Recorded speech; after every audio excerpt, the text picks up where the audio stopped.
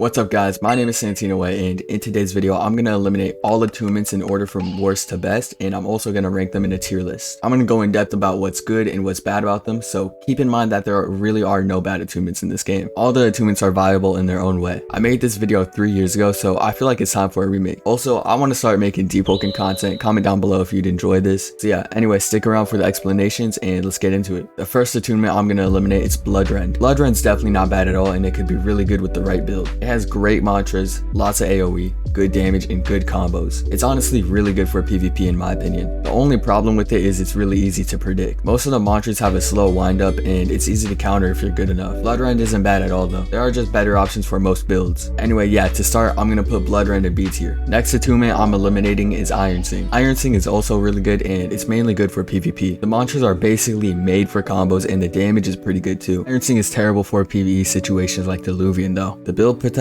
with Iron Sing is really good though, so don't get distracted with that. Iron Sing could go crazy with Speed Demon, and I'm pretty sure Iron Sing has the most talents in the game out of all the attunements. Half the talents are mid and useless for the most part, but there are some really good talents to pick up. Iron Sing honestly has a lot of potential, but it could be really confusing to new players. If you learn how to use Iron Sing at its best and on a good build, it could be one of the best PvP attunements in the game. I'm only eliminating Iron Sing early for the same reason as Bloodrun, just cause there are better options. I'll put Iron Sing in B tier above Bloodrun. Anyway, next attunement I'm eliminating is Attunement List. I know it doesn't really account as an attunement, it's literally called Attunement List, but I'm gonna count it. This might be a crazy take to some people, but I really like Attunement List, and some of the mantras are musts on a lot of builds. Mantras like Strong Left and Reinforce are great on any build and are musts on a lot of slots. Reinforce is the most important support mantra for any support build too. Attunement List mantras are really good, but the only downside is that Attunement List isn't an actual attunement, so it doesn't have its own talents and its own paths. It's only above Iron Sing and Bloodrun because of the extremely good mantras. It's also better at PvP in my opinion. It's really versatile, and if you don't have enough points for an attunement, you can still get really good mantras with Attunement List. I'm gonna put Attunement List in B above Iron Sing and Bloodrun. Moving on to the next attunement, Shadowcast. This is a hot take to eliminate Shadowcast this early, but I'm not gonna lie, it's not as good as it used to be. There's still great damage output with mantras like Eclipse Kick and crazy AoE with mantras like Shadow Gun. Also, the passive of Draining Ether can be really good and it's really annoying to fight. But the main problem that I have with Shadow is that most builds are really overused and are super predictable now. Most Shadow builds are the same now, making it easier to fight and making them even more predictable. Shadow really shines in fighting mage builds though. If you drain all their ether, there's nothing that they can really do. But even though Shadow's really good for PvP, it's also one of the worst for PvE. Passives don't really help at all for PvE, and the mantras are made for PvP. Even the legendary weapons aren't too good for PvE. This might be a hot take too, but Twisted Puppets is really mid and there's no reason to make a build around it. It just doesn't fit in the current meta, so because of this I'm gonna put it in lower A tier. Moving on to the next attunement,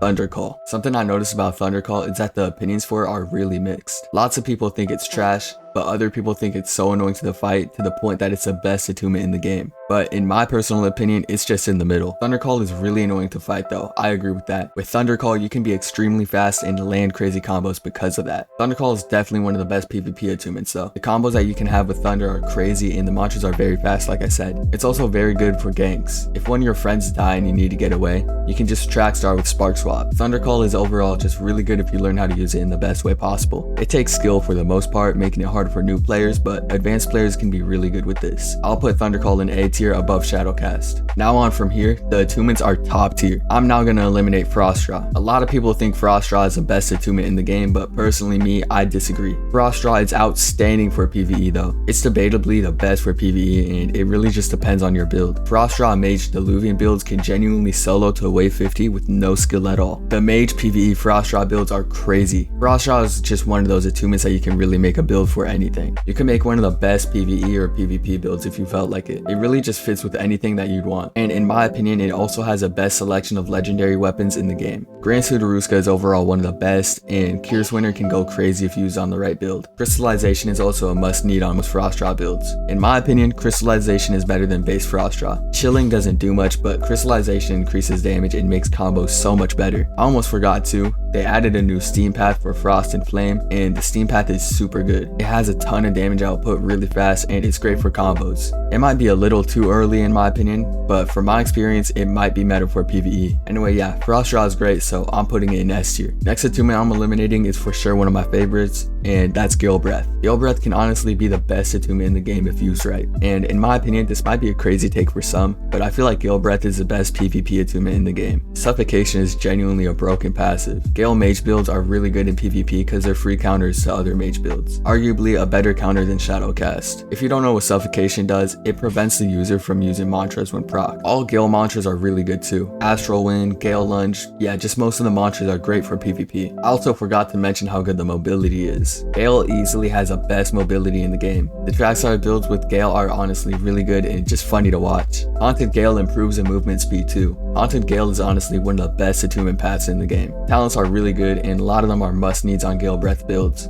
Honestly, in my opinion, Gale might have the best talents for any attunement in the entire game, and it's also one of the best attunements for PvE. You can make some crazy mage hero blade builds for Diluvian or Ceramide Hollow. A lot of Gale PvE builds compete with Frost, and Frost is mainly a PvE attunement. I'm putting Gale in S tier, it's definitely one of the best. The final attunement left is Flame Charm, meaning in my opinion it's the best. There are so many reasons why Flame Charm is the best. To begin, Flame Charm is the only attunement with 2 hybrid paths, both of them actually being pretty good. Twisted Puppets is honestly kind of mid, but the Steam path is really good, and like I said, it might be too early to judge, but I honestly think it's meta for PvE. Flame also has another path, Lava Serpent, and Lava Serpent is honestly really mid. In my opinion, it's worse than the original Flame Charm with the burns. It's really good for PvE though, because the talents like Floor is Lava. Speaking of PvE, Flame Charm is also meta for PvE for sure. Once again, depending on the build, it could honestly be the best for PvE. Gale, Flame, and Frost are really close in terms of how good they are for PvE. Honestly, I think Flame and Frost are the best for PvE in my opinion. Relentless Flames is a really good PvE mantra, and it's good as soon as you get it. You could make great mage PvE builds with Flame Charm and Floor is Lava. I just thought of a crazy PvE build too.